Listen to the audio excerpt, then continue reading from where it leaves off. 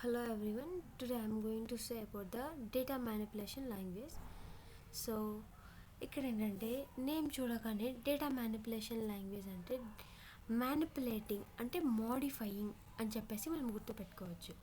ఇక్కడ ఆల్రెడీ నేను DDL command గురించి నా ప్రీవియస్ వీడియోలో ఎక్స్ప్లెయిన్ చేశాను. ఈ వీడియోలో ఏంటంటే DML command data manipulation language గురించి ఎక్స్ప్లెయిన్ చేస్తున్నాను. సో ఇది మెయిన్గా ఎలాంటి వాటితో కంబైన్ అవుతుందంటే ఫస్ట్ పాయింట్ ఏం మెన్షన్ చేశాను, the SQL commands that deal with the manipulation of data present in the database belong to DML. So ఇదేంటంటే డేటాబేస్లో ప్రజెంట్ అయిన డేటాని మ్యానిపులేట్ చేయడానికి యూజ్ చేస్తారు. So it controls access to data and to the database. So ఇది రెండిటికి డేటాబేస్కి రెండిటికి ఉన్న యాక్సెస్ని కంట్రోల్ చేస్తుంది. ఇందులో 3 కమాండ్స్ ఉన్నాయి.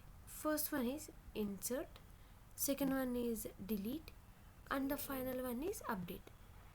సో ఫస్ట్ మనం ఇన్సర్ట్ అంటే ఏంటో తెలుసుకుందాం. Okay, now with insert command. So insert command దేనికి యూజ్ చేస్తామంటే టేబుల్లో కాలమ్స్ని మనం ఇన్సర్ట్ చేయడానికి. సో ముఖ్యంగా ఇక్కడ ఏంటంటే ఇన్సర్ట్ చేసే టైంలో నువ్వు ప్రైమరీకి, యూనిక్కి, నాట్ నల్, సో తర్వాత ఫారెన్కి వీటన్నిటిని ఎలా ఉన్నాయా అని చెప్పేసి ఫస్ట్ నువ్వు చెక్ చేసుకోవాలి. వాటన్నిటిని చెక్ చేసుకొని నువ్వు టేబుల్కి ఎలాంటి కాలమ్స్ ఇన్సర్ట్ చేస్తున్నావో చూడాలి. సో ఈ ప్రైమరీకి, యూనిక్కి, నాట్ నల్కి ఏమంటారంటే ఇంటిగ్రిటీ కన్స్ట్రైంట్స్ అంటారు. సో వీటిని బేస్ చేసుకొని మనము రికార్డ్స్ని ఎంటర్ చేయాలి. అలానే ఇప్పుడు ఏదైనా డేటాని ఇన్సర్ట్ చేసే ముందుగా మనం కొన్ని పాయింట్స్ని మైండ్లోకి పెట్టుకోవాలి. ఏంటంటే ఫస్ట్ పాయింట్, ఎలాంటి స్ట్రింగ్ అయినా సరే సింగిల్ కోట్స్లో మెన్షన్ చేసి ఉండాలి. తర్వాత డేట్ని ఎలా రాసి ఉండాలి, ఫస్ట్ ఇయర్ మెన్షన్ చేయాలి, నెక్స్ట్ మంత్ మెన్షన్ చేయాలి, తర్వాత డేస్ని మెన్షన్ చేయాలి. ఇది కూడా ఏంటంటే డేట్ని కూడా సింగిల్ కోట్స్లో మెన్షన్ చేయాలి. తర్వాత ఇక్కడ mention the data type along with the column name. మనం కాలమ్ నేమ్ మెన్షన్ చేసేటప్పుడే డేటా టైప్ని కూడా మనం మెన్షన్ చేయాలి. సో లాస్ట్ పాయింట్ ఏంటంటే మనం ఈ ఇంటిగ్రిటీ కన్స్ట్రైంట్స్ అన్నిటినీ ఫాలో అవ్వాలి. తర్వాత they are the rules for data being stored in the table. అంటే ఈ ఇంటిగ్రిటీ కన్స్ట్రైంట్స్ని మనం ఫాలో అయితేనే మనము టేబుల్లో డేటాని స్టోర్ చేసుకోగలుగుతాం అనేసి ఆ పాయింట్. ఇంక దీని సింటాక్స్ ఎలా ఉంటుందంటే ఇన్సర్ట్ ఇంటూ అనేసి మనం టేబుల్ నేమ్, ఏం టేబుల్ నేమ్ అయితే నీకు కావాలో ఆ టేబుల్ నేమ్ మనం ఇక్కడ మెన్షన్ చేయాలి. సో ఓపెన్ బ్రాకెట్స్ ఓపెన్ చేసి first column name along with the data as per the third point ప్రకారం ఫస్ట్ కాలమ్ నేమ్, తర్వాత డేటా టైప్. సో అలా మనకి ఎన్ని కాలమ్స్ ఉన్నాయో అన్ని వాటితో పాటు వాటి డేటా టైప్ని కూడా రాయాలి. సో నెక్స్ట్ వాల్యూస్ నువ్వు ఎక్కడ ఇన్సర్ట్ చేయాలనుకుంటున్నావు, ఈ కాలమ్ నేమ్ ఏంటి, ఆ కాలంలో ఏం వాల్యూని ఇన్సర్ట్ చేయాలనుకుంటున్నావు అది నువ్వు మెన్షన్ చేయాలి. సింటాక్స్ వచ్చేసి చాలా సింపుల్. సో ఒకసారి మనము ఏదైనా ఎగ్జాంపుల్ తీసుకొని రాసామంటే మనకి సింటాక్స్ ఎలా ఉంటుందో అర్థమైపోతుంది. How to insert columns into the table అని. ఇక్కడ నేను ఒక ఎగ్జాంపుల్ తీసుకున్నాను. అంటే నేను ఒక ఎంప్లాయీ టేబుల్ని క్రియేట్ చేయాలి అనుకున్నాను. సో ఆ టేబుల్ యొక్క కాలమ్స్ నేమ్స్ ఏం పెట్టాను, ఎంప్లాయీ ఐడి, తర్వాత employee name, employee age, then employee city and the salary. ఇది టేబుల్లో ఉన్న కాలమ్స్ నేమ్స్. సో ఇప్పుడు వీటిలోకి నేను డేటాని యాడ్ చేయాలి అనేసి అంటున్నాను. ఎలా యాడ్ చేయాలి, ఇన్సర్ట్ ఇంటూ ఎంప్లాయీ అంటే ఏంటి, table name employee. So first వచ్చేసి first column name employee ID, అది data type integer. Then employee name ఎలా ఉంటుంది, varchar ఉంటుంది, అది 20 క్యారెక్టర్స్. తర్వాత ఎంప్లాయీ ఏజ్ నెంబర్స్లో ఉంటుంది కాబట్టి అది ఇంటీజర్స్. తర్వాత ఎంప్లాయీ సిటీ కూడా ఆల్ఫాబెట్స్లో ఉంటుంది, varchar. At last salary. So వీటి వాల్యూస్ యాడ్ చేసేటప్పుడు ఇలా ఎంప్లాయీ ఐడి అన్నప్పుడు నేను 1 తీసుకున్నాను. సో దాని తర్వాత ఎంప్లాయీ నేమ్ అని చెప్పినారు, ఎంప్లాయీ నేమ్ varchar అంటే అప్పుడు నేను ఆ నేమ్ రాశాను. నేమ్ని వచ్చేసి సింగిల్ కోర్స్లో మెన్షన్ చేశాను, ఎందుకంటే ఇది స్ట్రింగ్ కాబట్టి. నెక్స్ట్ ఈజ్ ఎంప్లాయీ ఏజ్, ఆ ఏజ్ని 25. తర్వాత employee city, so employee city is Pune అని మెన్షన్ చేశాను, అది వేర్కార్ కాబట్టి సింగిల్ కోర్స్లో పెట్టాను. అట్ లాస్ట్ శాలరీ 20,000 అనేసి మెన్షన్ చేశాను. సో అలానే ఒక్క డేటానే కాకుండా నేను సేమ్ టేబుల్లోకి ఇంకొక డేటాను కూడా ఎంటర్ చేశాను. ఇక్కడ ఎంప్లాయీ టేబుల్ నేమ్ తర్వాత column name, data type are same, దాని తర్వాత వాల్యూస్లో ఐడి వచ్చి 2 అని, ఎంప్లాయీ నేమ్ రామ్ అని, తర్వాత age 26, city Pune and salary 21,000 అని తీసుకున్నాను. ఇప్పుడు మనం వీటిని ఇన్సర్ట్ చేసేసాం. వీటిని మనము చూడాలి అనుకుంటే సెలెక్ట్ స్టార్ ఫ్రమ్ ఎంప్లాయీ. నేను మీకు ఆల్రెడీ నా ప్రీవియస్ వీడియోలో how to solve the queries అని చెప్పాను. మనకు ఒక టేబుల్ డేటా మొత్తంని చూడాలి అనుకుంటే అప్పుడు మనము సెలెక్ట్ స్టార్ అని మెన్షన్ చేసి ఫ్రమ్ ఆ టేబుల్ నేమ్ ఇవ్వాలి. సో అలా చేసినామంటే మనము ఏ టేబుల్ అయితే చూడాలనుకుంటున్నామో అందులో ఉన్న డేటా మొత్తం డిస్ప్లే అవుతుంది. సో మనకి అవుట్పుట్ ఇలా డిస్ప్లే అవుతుంది. Employee ID, employee name, age, city, salary.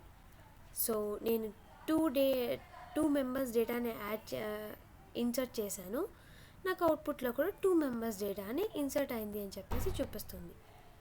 ఇది ఇన్సర్ట్ కమాండ్. ఇన్సర్ట్ అంటే జస్ట్ నువ్వు ఏం ఇన్సర్ట్ చేయాలనుకుంటున్నావో ఆ టేబుల్ నేమ్ రాయాలి, వాటి column name along with the data type, ఆ వాల్యూస్ రాసేటప్పుడు నువ్వు ఏం రాయాలనుకుంటున్నావో వాటిని మెన్షన్ చేయాలి. సో నెక్స్ట్ ఏంటి, ఇక్కడ డిలీట్. సో ఇప్పుడు మనం డిలీట్ కమాండ్ ఎలా ఎగ్జిక్యూట్ చేస్తామో చూద్దాం.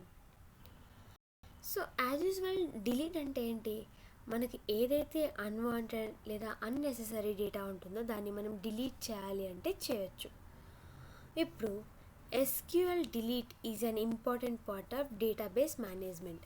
ఇది డిలీట్ అనేది డేటాబేస్ మేనేజ్మెంట్లో చాలా ఇంపార్టెంట్. ఎందుకంటే నువ్వు ఎలాంటి డేటాను అయితే నీకు వద్దు అనుకుంటున్నావో దాన్ని నువ్వు డిలీట్ చేసే యాక్సెస్ నీకు ఉంటుంది. సో ఎలా అంటే నువ్వు పర్టికులర్ రికార్డ్స్ని ఏవైతే వద్దు అనుకుంటావో సర్టెన్ కండిషన్ అప్లై చేసి వాటిని డేటాబేస్లో నుంచి రిమూవ్ చేసేయచ్చు. అంటే నువ్వు క్రియేట్ చేసిన టేబుల్లో నుంచి కూడా రిమూవ్ చేయొచ్చు. ఇంకా ఈ SQL డిలీట్ ఆపరేషన్ అనేది మెయిన్గా సైజ్ మేనేజ్మెంట్ మీద డిపెండ్ అవుతుంది. తర్వాత ఇంకా డేటా అక్యూరసీ కానీ డేటా ఇంటిగ్రిటీ ఈ ఫీచర్స్ మీద ఎక్కువ ఇంపార్టెన్స్ చూపిస్తుంది. దీని యొక్క సింటాక్స్ ఎలా ఉంటుందంటే డిలీట్ ఫ్రమ్ టేబుల్ నేమ్. నీకు ఏ టేబుల్ కావాలో ఆ టేబుల్ నేమ్ మెన్షన్ చేయాలి, వేర్ సమ్ కండిషన్. నీకు ఏ కాలమ్ అయితే నువ్వు రిమూవ్ చేయాలనుకుంటున్నావో, ఏ పర్టికులర్ రికార్డ్ అయితే రిమూవ్ చేయాలనుకుంటున్నావో అది మొత్తం నువ్వు వేర్ కండిషన్లో మెన్షన్ చేయాలి. ఇప్పుడు మనం దీనికి సంబంధించి ఒక ఎగ్జాంపుల్ చూద్దాం, how to use this delete command అని. ఓకే, ఇక్కడ ఏంటంటే ఆల్రెడీ నేను how to create a table అని చెప్పేసి ఒక ఎగ్జాంపుల్ చెప్పున్నాను. సో దాని బేసిస్లోనే నేను హౌ టు క్రియేట్ ఏ టేబుల్లో క్రియేట్ టేబుల్ నేమ్, GFG నేను ఎంప్లాయీస్ అని చెప్పేసి తీసుకున్నాను. తర్వాత అందులో నేను యాడ్ చేసే columns along with the data types ఇవి. ఐడి అది ఇంట్. తర్వాత ఏం చేశాను, కన్స్ట్రెయింట్ నేమ్ కూడా నేను మెన్షన్ చేశాను. ఐడి నాకు ప్రైమరీ కీ. తర్వాత నేమ్ varchar. సో అది నాకు యూనిక్ అవ్వచ్చు, నాట్ నల్ కూడా అవ్వచ్చు. తర్వాత ఎంప్లాయీ కూడా varchar, డిపార్ట్మెంట్ కూడా varchar అని చెప్పేసి నేను ఇలా ఒక టేబుల్ క్రియేట్ చేశాను. అందులో నేనేం చేశాను, ఫస్ట్ నేను యూజ్ చేసిన కమాండ్ ఏంటి, ఇన్సర్ట్ చేశాను. నాకు ఏమేమి డీటెయిల్స్ కావాలో అన్నీ ఇన్సర్ట్ చేశాను. నేను ఒక్కొక్క చోట ఏంటంటే ఒక 7 రోస్ని తీసుకున్నాను. సో ఆ 7 రోస్లోనూ నేను డేటాని ఇన్సర్ట్ చేశాను. ఇప్పుడు ఈ డేటా మొత్తం నాకు కావాలి అంటే డేటా మొత్తం కావాలంటే నేనేం చేయాలి, select star from GFG employees. So ఇది నేను టైప్ చేయాలి. అప్పుడు నాకు ఈ టేబుల్ అనేది అపియర్ అవుతుంది. మొత్తం నేను ఎన్ని ఐడీస్ అయితే యాడ్ చేశానో అన్ని ఐడీస్ డేటాస్ మొత్తం యాడ్ అవుతాయి. ఇది ఇన్సర్షన్.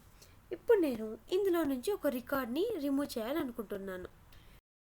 సో ఇప్పుడు నేను ఎక్కడైతే డిపార్ట్మెంట్ డెవలప్మెంట్ అని ఉందో అవన్నిటిని నేను రిమూవ్ చేయాలి అనుకుంటున్నాను.